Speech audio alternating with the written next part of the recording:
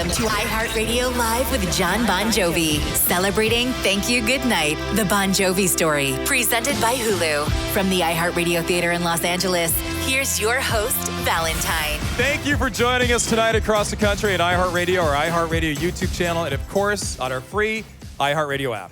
This is a very special night. Thank You, Goodnight, the Bon Jovi story is a 4-part all-access docuseries chronicling the epic past and future of one of the most recognizable bands in the world and its frontman, John Bon Jovi. Thank You, Goodnight, the Bon Jovi story joins the band in February of 2022 and follows their real-time journey charting out their future. And let me remind you how rare it is to have a legend like John Bon Jovi letting the world see his most vulnerable moments while he's still living them. Thank You, Goodnight, the Bon Jovi story is 40 years of personal videos, unreleased early demos, original lyrics, and other personal and professional moments never before seen. The triumphs and setbacks, greatest hits, biggest disappointments, and most public moments of friction.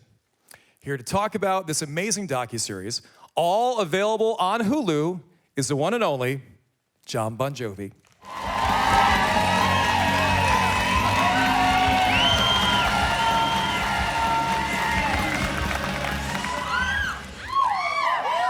That's what I like to hear. That's what I like. I bet you like that too, right? It's a nice surprise. Thank you, guys. Feels good. And gals, yes. Nice to be here. So first off, congrats. Thank You, Goodnight, the Bon Jovi story. What inspired you to put this docuseries together?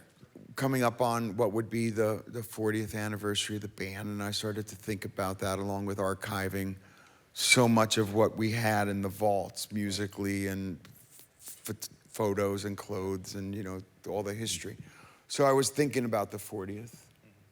Now, when we watch it, though, we realize how raw and real it is. That had to be, I think, for you, a conscious decision to go in that direction? One thing I knew that if I was going to support something like this, it had to be the truth. And the last thing that we wanted was a puff piece. Yeah. I didn't need a vanity piece. And so I wanted everybody to have their truth, to tell their story the way that they saw it unfolding, and for the rest of us to see it when it was put together. Yeah. I had no producer hat on during the film. Really? No. And that's really why you don't see us interviewed together. Because it could have been he said, she said, and I'm afraid to say that because so it was go, do, be. This is a film. This is the truth. Right. So you chose Deepak Chopra's son, Gotham Chopra, to direct Thank You, Goodnight, the Bon Jovi story. I did that, yes. When you... I did that. That's all you, baby, right? Yes, it is. Of course. So when that happens and you go after somebody like that, what were you looking for when it comes to a director? Well, I had... one thought in mind, which is really how I've run the band all these years. It's equal parts of team and family. So I've always, stated that somebody had to be the quarterback of a team. And Gotham's background in sport, with Religion of Sports, which is the name of his company, and he had done a docuseries on Tom Brady called The Man in the Arena that I loved very much. And then, of course, I knew about his spiritual background with his dad, and so I with Deepak. I thought these are two things worth meeting with Gotham Chopra about and explaining what I envisioned, which really the initial conversation was nothing more than 4 decades, and I think they should go like this. Right. And, you've never done music like this and this level, would you be interested? And then he was interested, but then he was the one that realized that there was another story to tell, which was, my health concerns and everything going forward. So you knew that was there and you knew you'd talk about that, but were you surprised that he wanted to go into that area? Were you surprised at anything he wanted to cover? I wasn't afraid to be that open, to be that open and be that honest. In truth, I've never been afraid about being that open and that honest. It's just somehow that's not necessarily how everything always gets delivered, But I never was afraid of telling the truth. One of the things we see in the first episode of the docuseries is Bruce Springsteen and you. That relationship, Asbury Park, those early days. You've called him a brother, a mentor, a friend. What is it like for a couple of Jersey boys for you to have that relationship with Bruce Springsteen? It's just means the world to me. But it's the same with Southside Johnny. Those guys, they made the impossible seem possible, if only because they were 30 miles away from where we grew up. The same Led Zeppelin and Queen and Leonard Skinner posters that hung on my bedroom wall seemed impossible. They were bigger than life. But those guys that were down the street were also making records and telling stories about our backyard. And then, truthfully, because they were 12-ish years older than I am, they had experienced a hell of a lot more. Yeah. And we're obviously much further down that road. So I was first in awe as a boy. You know, Southside produced some of my very first demos when I was in the Rest at 18 years old. You know, Bruce jumping up on stage with me when I was 17 years old. Right. The Jukes teaching us the right way to play the horn arrangements in those songs, you know, teaching us the proper way to play those old R&B classics. We were like the Muppets version of the big boys. Right. 45 years later, I happen to have grown up to be me, you know, so it's a different viewpoint now. But, you know, now I still have that feeling, even though I happen to be me. Yeah. You know, those guys are my heroes. Right. Now, you were honored as Music Care's 33rd Person of the Year earlier this year. Bruce was there to help honor you and sing Who Says You Can't Go Home, and of course, The Promised Land with you. That had to be an incredibly special moment as well for you. You know, we've played together 100 times, you know, over these, you know, 40x years. 100 times, more than 100. But when I was asked to be this year's honoree, and Paul McCartney said, I want to be the one to announce it to the world, and Bruce Springsteen said, I want to come and play with you. Dorothea made the seating arrangement on the table, and I said, if you touch those cards, this could be the only grounds that we're ever going to have a fight over. Because I was like... Yep, exactly right? Keep them right there, don't move them. I was, you know, that was beyond a teenage boy's craziest fantasy. Because these are, you know, like people, you said you have posters on your wall. You had, you know, dreams of being like them as a kid, and there you are looking at this table, and there's the place cards. Did you take a picture of the place cards? I don't know that I did. Oh! But I took a picture with the guys. There you go. Well, I suppose that's better than a place card, right? You know what just flashed across my mind is that old movie Misery, you know, where you capture the guy. Right. Just take Paul McCartney and he's like duct taped in my closet, right? I don't know. I haven't seen the guy in a few minutes. Maybe he is. Who knows? Now, thinking Goodnight, the Bon Jovi story, having these camera crews around you at all times. Obviously, you've done acting work. You've done a lot of stuff. And you've had cameras around you all your life, basically. But when they're filming your every move, your every detail, was that intimidating at first? Did you fall into it? It was easy to let it go. And very, very rarely, I can remember one instance where I said you should leave the room. But other than that, you just let it go. And you know, another thing that happened in the film, and now I can realize why. When I gave complete creative control to Gotham and his team to shoot it, and then Alex and his team to edit, it was out of my control for a number of reasons. One is I didn't want to puff piece. Two, I was more focused on writing this new record. I was more focused on my health issues. Right. So I didn't have time to be dealing with those things, which led to this creative, you know, piece of art that they created, Now, there have been a wave of rock documentaries over the past decade. Was there one that inspired you in particular yourself? Off the top of my head, because there's so many. Right. But I remember holding the Tom Petty documentary that Peter Bogdanovich did 1,000 years ago, and the one on the Eagles as two of the ones that I really thought the world of, because there's so many great ones over the years, and some with the cooperation of the artists and some not. Right. But, you know, because the Bee Gees one was so great, you know, there's a lot of great ones out there. But the ones that I held in the esteem when put my feet to the fire was Petty and the Eagles. Have you watched the final product? No. So you don't want to relive your history or anything? No, I have no issue. But I'm also, this is an ego-driven for me. It's yours now, it's not mine. The last time I saw Cut was, I don't know, somewhere between 4 and 6 months ago, I don't know. Really? Okay. I thought you would have watched it. You know, my friend John Sykes was pounding me. He said, why haven't you given it to me? I said, I don't have it. I don't have it. You don't have it? No, I swear to God, I don't have it. They sent me a link last night. Good for you. I will forward you the link. Bootlegs, Valentine's House, Bootlegs, episode 2. I know, a big party at my house, yeah.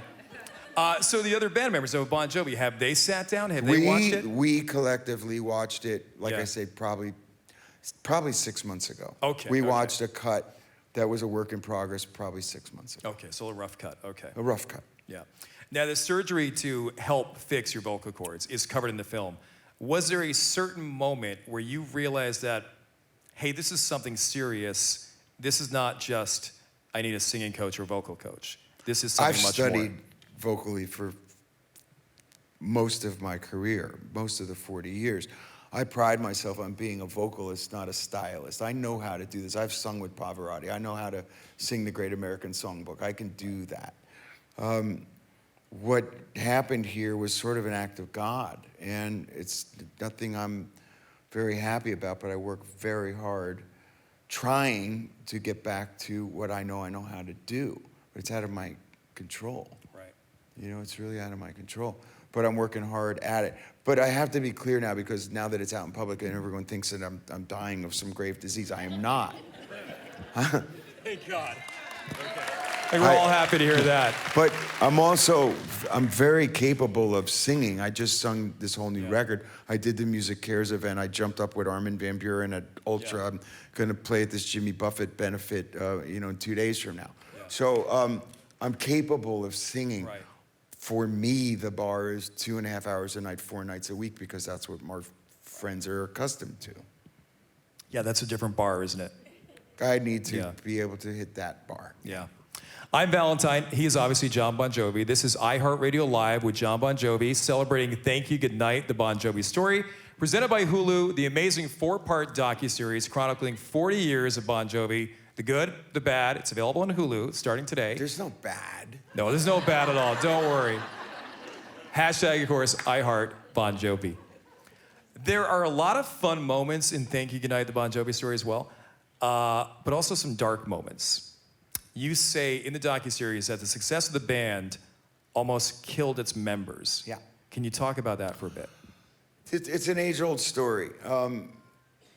Band form, band find success, band run into the complications of success, the teams around them in thinking of their best efforts to help the band be successful could burn them out. Right. And in our case, that was not a unique story, but managers, agents, lawyers, they were all doing their best, but really killing us because we were overextended. I think that, you're asked this question often now that you have 40 years of hindsight. What would you have told the younger you? Take a break. Right. Take more time. You're capable. You can do it again. Don't worry that you can't do it again. But we had this chip on our shoulder, and I drove this thing hard. And so we did New Jersey after Slippery.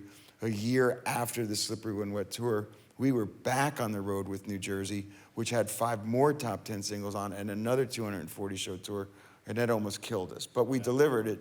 Yeah. We did it.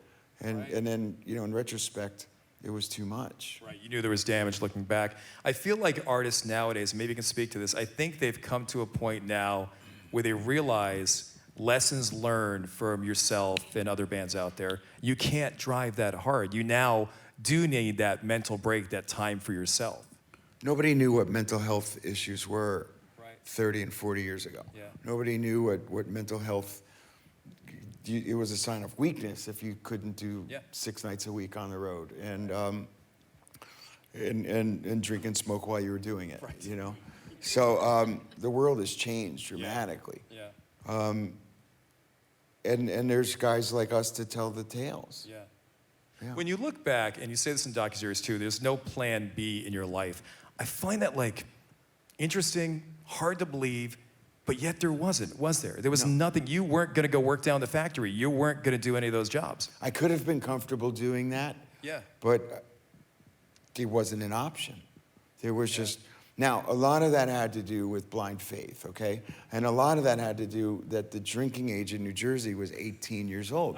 It sounds like a joke, but the truth is, at 16 and 17, you didn't have the responsibilities that you may have had at 24 and 25. You know, career path, worrying about, you know, income. When you're 16 and 17, you could still rely on your parents, and if you're lucky enough, you could rely on your parents. And you guys, you were going out, you were doing gigs, Stone Pony and stuff, and then you were going to school at times. I mean, Sure. you guys were out young, staying out all night, and then coming back and going to school that morning. How do you do that? Not well. Don't pull the transcript, is that what you're saying? Absolutely not. Okay. No, absolutely not. I'm lucky that they allowed me to graduate high school, in truth. And, you know, as you grow and you have kids of your own, you tell them just, you know, get good grades in school, right? Right. No, I was not a good student. And I would go to high school and think to myself, look around. This is not where I'm going to spend the rest of my days, even at 18. I don't know if that was stupid or brilliant, but it was, I am definitely going to, you know, make my mark on the world. Yeah, and you did. Now, 40 years, a 4-part docuseries. Is there anything, because, you know, it's 4 parts, is there anything more you wish you could have had included in there? There could have been 5, 6, 7, and 8 for sure, because so much has happened just in the last 6 months since, you know, like we said, we wrapped it. There's so much going on right now, just, you know, in the pursuit of happiness and this new record release and my continuing health and stuff, that I only wish that we had kept going. Yeah. But everything that's in there was everything that there was. Nothing was off limits. Yeah. Nothing. I found it fascinating watching you in there, how endearing you guys were. And obviously the young John Bon Jovi is crazy, he's wild, the hair, everything, right? But it was so neat to see how you guys are just like ordinary people trying to make your way in this world with this crazy job that you have. It's not a unique story. You know, it's happened from any garage band that there ever was. You know, I mean, it's just the same old tale told over and over again. Thank You, Goodnight, the Bon Jovi story. Would you ever do more? Thank You, Goodnight, Bon Jovi story. We're tucking in. I'm not sure. It's a working title. Is there a possibility of an epilogue? Like I said, there could have been, you know, 5, 6, 7, and 8. It really could have been. Of course. I think this story is told. It could have been, you know, the first 40 years. Yeah. But I think that's really the story that needed to be told up to this point. John Bon Jovi, thank you for being here tonight, giving us a special preview of the brand new 4-part docuseries, Thank You, Goodnight, the Bon Jovi story, which is available on Hulu starting today. 40 years of Bon Jovi, maybe 40 more? Maybe. Maybe. We'll see. I'm Valentine. Good night.